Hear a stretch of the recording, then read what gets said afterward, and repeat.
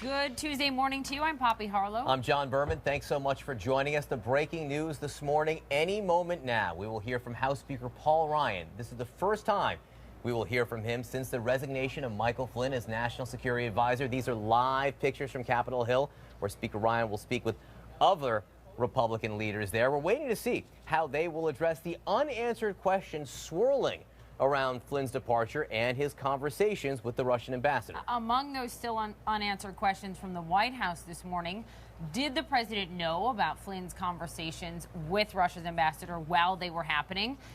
And also, we don't know if or why the White House ignored an explicit warning from the Department of Justice that Russia could potentially blackmail the National Security Advisor. That warning, by the way, came more than 2 weeks ago. So what happened between then and late last night when Flynn finally resigned?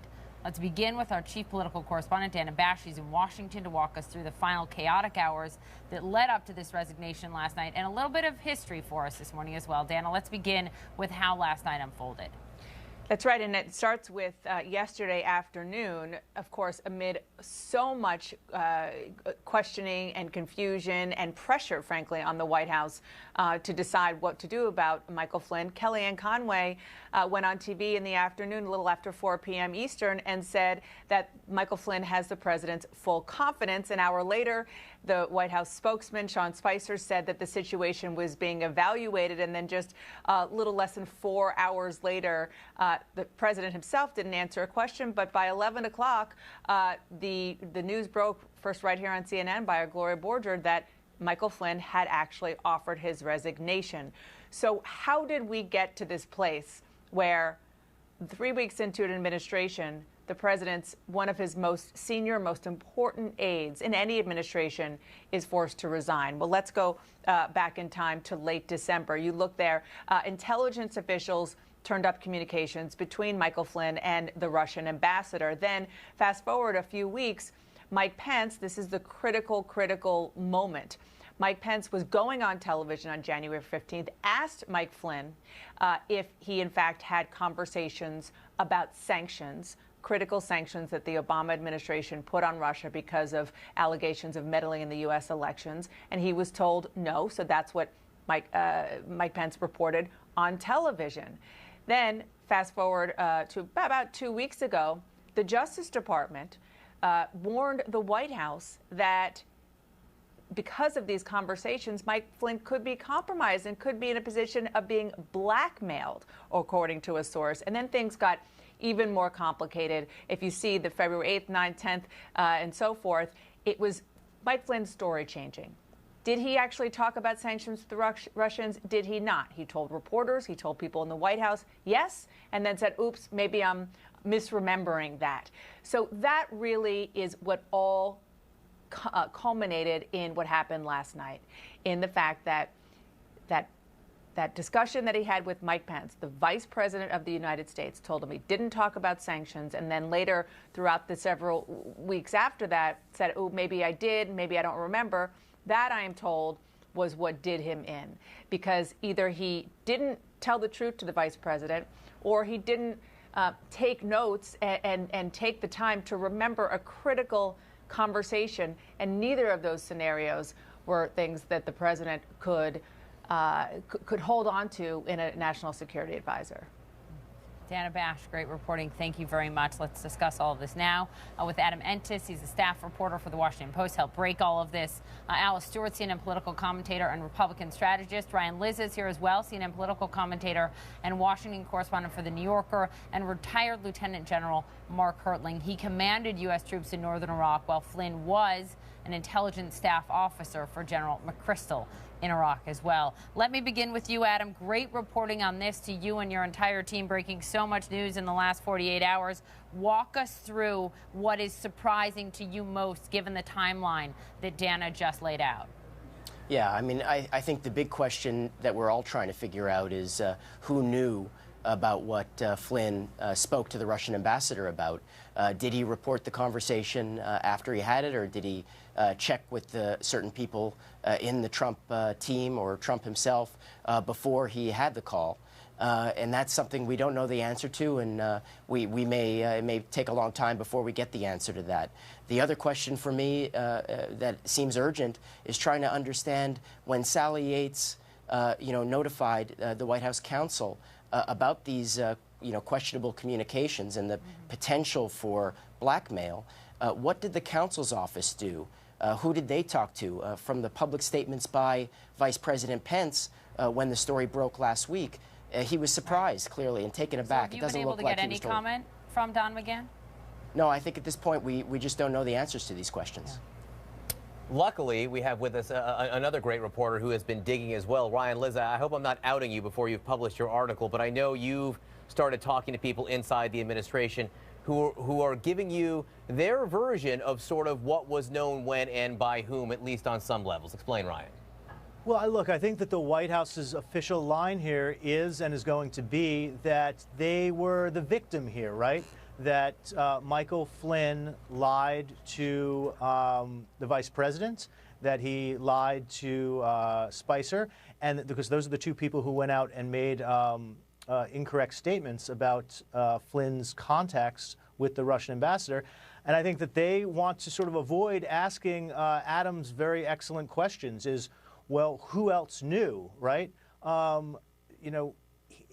If Flynn was talking to the Russian ambassador the day after that Barack Obama instituted these sanctions, was he doing so at the direction of the president-elect? And did he report back on those conversations? I think that is an absolutely crucial question, and one that I think that the White House would like to put behind them and would like to argue that, well, this was just a sort of rogue operation by Flynn. He forgot that he talked to them about sanctions. He lied to us about it, and we've now cleared this up by accepting his resignation. And I don't think that's going to wash until we get a much clearer picture of who knew what when. Right. Yeah.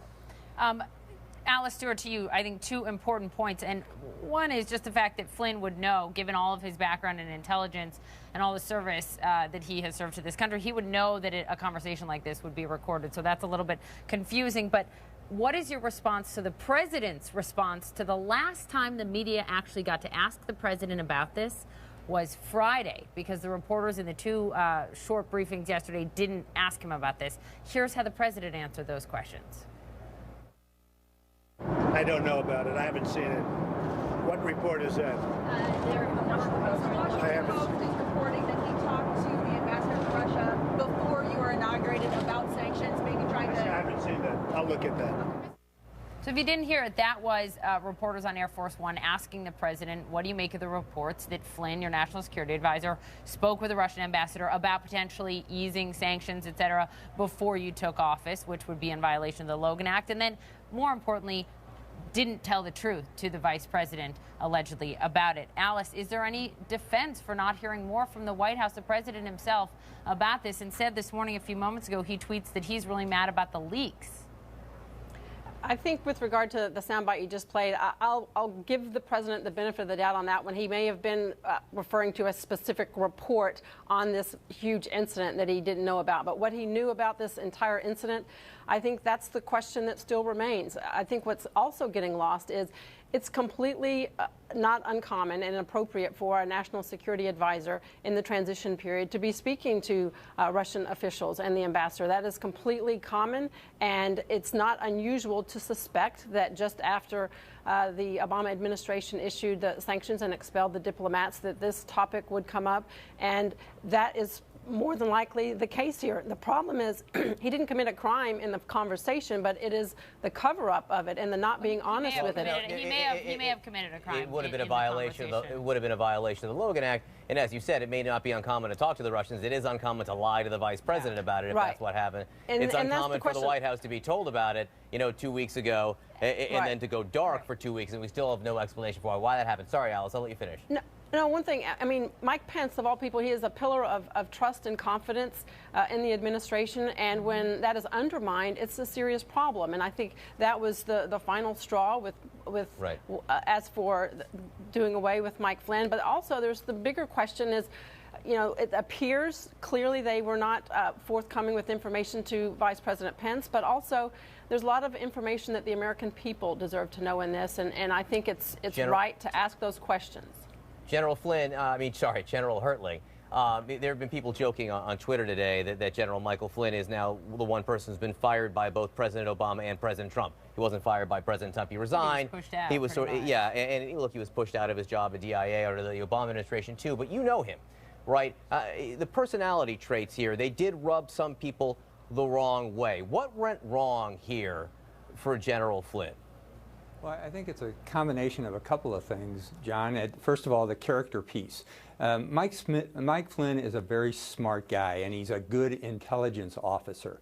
But there have been these lapses in character, and in this case specifically, and in other cases, some lapses of integrity. When you tell the truth or you don't completely tell the truth. Now, sometimes that's a benefit for an intelligence officer. You sometimes have to skirt around things. But when you're in government, integrity is critically important for building trust, not only inside the team, but as was just mentioned, with the American people. In this case, it was a loss of trust with the vice president.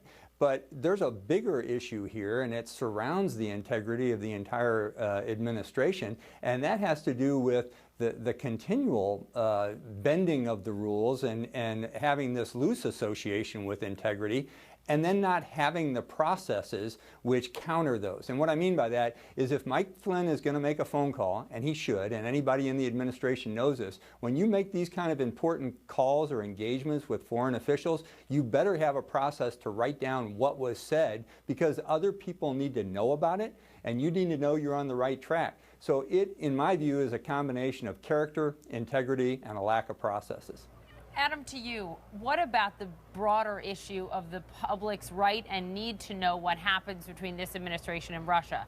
Because it's not just now that Flynn is being investigated and, for this call with Russia and other potential communications. It's also Carter Page. It's also the former campaign chairman Paul Manafort, who was pushed out with an investigation going on right now. And it's also one of the people that has Trump's ear, Roger Stone. This is a larger picture question, is it not, about this campaign and this administration and Russia? Yeah, absolutely. I mean, this is obviously something we've seen over and over again. We've had other people that have been close to Trump that have basically been disassociated from him as a result of questions about, Russian ties. And, you have to, I think, understand the context here. The intelligence community in early December had reached this conclusion that the Russians had intervened in this election, in the 2016 election, in part at least, to try to help Trump. And then a few weeks later, you have this flurry of phone calls around the same time that the Obama administration is responding to Russia's alleged meddling. And so you can understand why everybody's, the hair on everybody's back is up. There's a suspicion out there, which you would think would result in additional caution being taken. Why couldn't Flynn in this case have just told Pence and everybody else he's not going to give a readout of this call, like he's not going to give readouts of his calls with the British ambassador, let's say, or for that matter, he could just say, it came up in passing and that was it, or he could have characterized it in another way. I don't really understand why it was necessary in this case not to characterize it accurately. No, as is often said, it is the cover-up that gets people in trouble. Guys, don't go anywhere. We have a lot more questions right now, and we're waiting to hear from House Speaker Paul Ryan and other House Republican leaders. This is their first chance to address the resignation of Michael Flynn. What will Paul Ryan say? Stick around.